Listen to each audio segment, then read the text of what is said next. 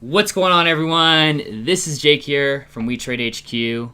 We are on episode 5 of 2 Point Podcast. I'm here with my good friend Sam. It's me. Say hello, Sam. Hey, guys. I'm Sam. So Sam's joining me this week. Ben could not make it, but it's going to be better than ever. Guarantee it. So, yeah, today we have 4 news items for you guys, and we're going to be talking about the latest and greatest stock market news, finance news, let you know what's going on in the world, and share our thoughts, our opinions. That's right. So let's get started. We are going to get started with a meme once again from, well, it's not, I guess it is a meme. Once again from Wall Street Bets, which is a popular subreddit about finance memes and stock market memes. So we got good old Steve here. This is Steve, how do we say his last name? Mollenkopf. I probably mispronounced that. But he recently won a lawsuit with Apple, which Sam will be talking about in a bit. Correct. And you can see he's got some gold chains on. He's got some drip, some Qualcomm drip. Yeah, some drip. some ice. What are those? Is it like hand warmers? I don't know. Oh, so yeah, they won a lawsuit against Apple. They're rolling in the dough, and he's just dripping, showing how it's done. So he's flexing pretty hard. So yeah, like $6 billion. $6 billion, something like that. So we'll see when you talk about it. Yep. But there's our first meme to start off the day. But first news item: Zoom has IPO'd, and some people might be buying the wrong stock. Oh no! So Zoom, which is a very popular video sharing service, IPO'd today under Zoom Video Communications. That's their name. But there is another publicly traded company with the ticker Zoom. ZOOM, but they are Zoom Technologies, totally different company, and they're up 60% today. So my goodness, there might be an issue of people thinking it's the other Zoom and actually buying the penny stock. So you're saying the wrong Zoom is up 60%? Is up 60%. Oh my goodness, yeah. That's like cheating on a test and getting away with it. Exactly. So Zoom Technologies, which is not the Zoom video sharing service, began publicly trading on NASDAQ. Oh, sorry, no, I messed that up.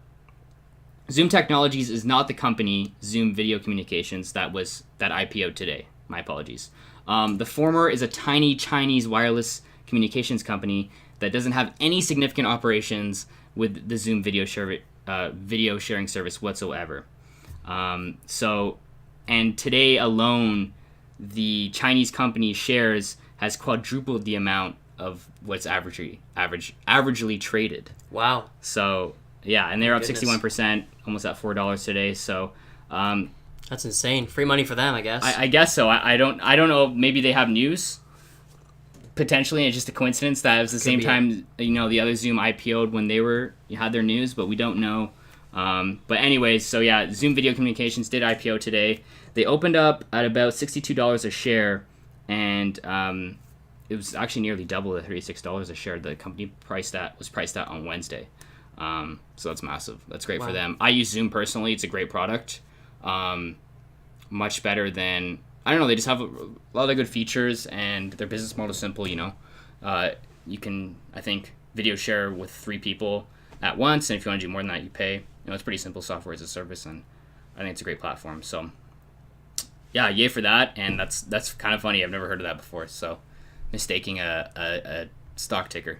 Yeah, I mean, they're so similar. I guess it's you could have seen it coming, but who knows? Got a little update there. Oh boy, look at that Rocket League. The issue is the Chinese company, their ticker is Zoom, ZOOM. Yeah. So that's so confusing. Where the actual IPO is ZM or ZM, sorry. Yeah, and I mean for Americans there. I guess. What do you say? It was Zoom Technologies Inc. That was the company out of country. Out of China, yeah. Out of China.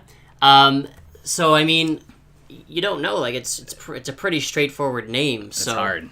It's tough. So I can see where it comes from, but especially with Google and things like that. Search engines. Everybody's searching, and it could bring up the wrong result. Yeah. Exactly. So, anyways, that's our first news item there. So yeah.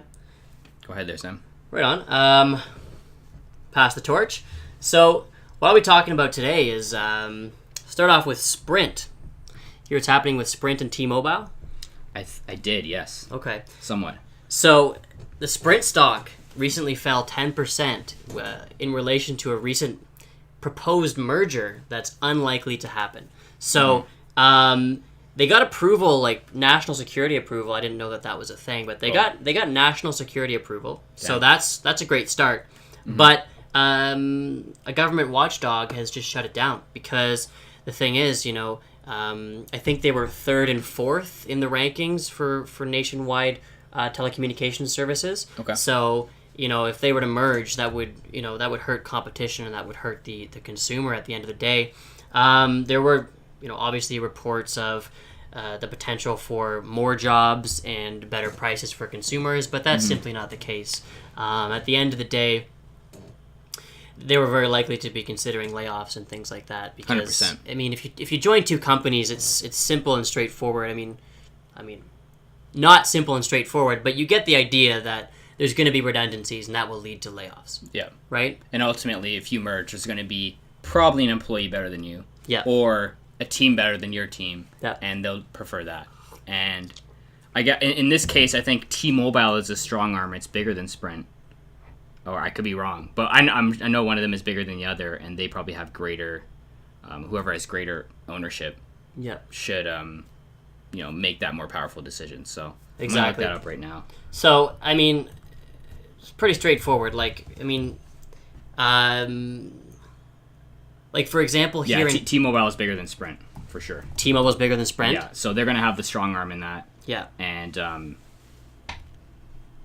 probably have priority in terms of operations if that merger were to go through. Yeah, exactly. Yeah. And as you said Sprint was the bigger one? No, T-Mobile. T-Mobile is the bigger one. So it's interesting that Sprint took the hit.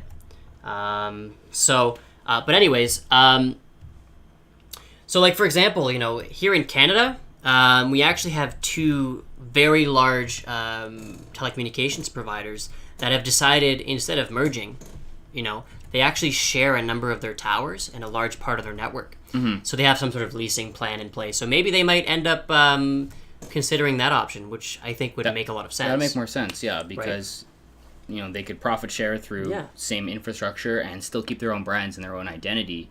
And that's what everyone wants. With a merger, you kind of lose that identity, or the bigger company gets to kind of keep theirs, and they just absorb the resources of the smaller company. There's definitely a risk of maybe joining the names or completely losing one of the names. Yeah. I don't know how that would work, but there's a risk for sure that someone's going to lose their identity. 100%. Yeah. So, we'll see if that goes through. I think that's been in the works for a while, so, it's not going through right now. I don't know if they're going to keep pushing it, but, that's our second news item. So, third news item, once again, Facebook controversy. The past year and 2018 has all been about privacy issues with Facebook and Instagram, and I think it's really coming out to the limelight because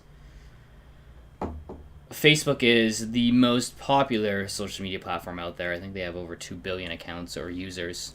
By far, I think it's a worldwide phenomenon, Facebook, that's for sure. The percentage for leakage to happen is just, it's going to happen, 100%. There's no way you can get over it. So, there's a report that was done by, let me see here, his name was Brian Krebs. He's a cybersecurity journalist, and up to 600 million Facebook passwords were exposed to internal employees at Facebook. So they weren't exposed to the average Joe, but just people that worked at Facebook. Right. Now, he did not mention if it was anyone at Facebook. It could be the janitor, the receptionist, or was it just the actual people that should be seeing it, like the software developers, the executive team, whatever it may be. But he released a report recently about this. So let's talk more about this. So Facebook on Thursday said millions of Instagram user passwords were exposed to employees in a searchable format in their own internal database. Okay, so both Facebook owns Instagram. I'm sure you guys all know that. And both Facebook and Instagram passwords were leaked. That's scary news. Yeah. And then the announcement came in from an update on a blog post that Facebook released. They published it last month. And that's when it disclosed millions of Facebook user passwords were exposed to employees. But they only said thousands. And then Brian Krebs recently released a report after that actually up to 600 million Facebook passwords were exposed. Yeah, and I guess it's this story is kind of it's high level, right? There's not that many details, and there you said there was a security reporter that did come in and say that come in and debunk some of it and and add to it Get and the whatever. truth. Yeah. So we don't know, right? It's crazy that this is happening. Like, this is an actual thing, but there's a few missing details. Like, was it the actual passwords themselves? Yeah. Or, like, I guess they don't really talk much about who actually had access, which you mentioned earlier. Yeah. So we don't know if it was was it their actual passwords, like the actual what the password was in terms of the actual letters and numbers, or could it have been potentially a hash? And we don't know that. So I think you wanted to explain hash there, right? Yeah. So, like, the risk here is, are we exposing, like Jake said, the actual passwords themselves, or are we exposing like an encrypted hash? And what a hash is, it's almost like encryption, but it's a one-way scenario where in most cases it can't be reversed, but it's almost like a fingerprint that represents that password without actually showing the password itself. So, very little risk if the hashes were exposed, but quite risky if the actual password were exposed, which there's not very many details about this, but I guess both are possible. Yeah, it's very vague, and they're obviously, I wouldn't say they're trying to hide stuff, but they are under a lot of scrutiny and some legal trouble, so they're trying to contain. Yeah. I'm sure their PR managers getting paid big money right now because they are PR managers. Yeah, 100 of them probably. Trying to really keep this down because Facebook's just been under attack the past year. So anyways, that's that. I think it's bound to happen. It's impossible to always keep your security at 100%, but I think they need to invest more into it. So is it going to hurt them in the long run? Probably not. Let's be honest. We all use Instagram, Facebook here. It's just me too. They're great products. Just security needs to be worked on more. So yeah, absolutely. It's just it's the reality of the software of the software industry. They limit the risk. They don't necessarily completely eliminate that risk. And the way they're scaling, like 2 billion users. Yeah. How can you manage that? That amount of growth, is insane. It's insane. Yeah. All right. So that's our third news item. Let's bring it to the last one. We got our Qualcomm and Apple there. Well. And I'll bring up our little meme guy here. Or not meme guy. Oh yeah, that's right. There we go. Right. Yeah. So on the topic of Qualcomm, and it's justifiable that he's got all this bling. So what's being said is, so if you haven't heard, over half of Qualcomm's income is generated from licensing and not selling the actual chips that they manufacture. So how it does that is it holds a certain number of patents that it can restrict and lease out as it desires, as opposed to it gives them a certain head up in the market. It's kind of like more passive income, almost like guaranteed. Yeah. So what's important to many businesses nowadays, and in the past, it's always continuous income. Yeah. Because they have a lot of continuous expenses. So that makes sense. It makes sense. It's pretty reasonable, I think, for them to decide to go that route. But Apple was seemed to be a bit bitter about this, and Apple had, I believe, taken them to court over the fact that this seemed unfair, because as some people know, a lot of Apple devices use Qualcomm chips. I believe either for the processor or for the modem for connecting to the cellular. Yes, the cellular modem. So basically the device that allows the phone to connect to the cell phone network, the cellular network. So yeah, Apple was a bit salty about that, but I think personally it's pretty reasonable. It is. They deserve to be compensated for their products. You know? Either you can, Qualcomm wants to do it through licensing. I'm sure other companies, maybe Samsung, you just buy it.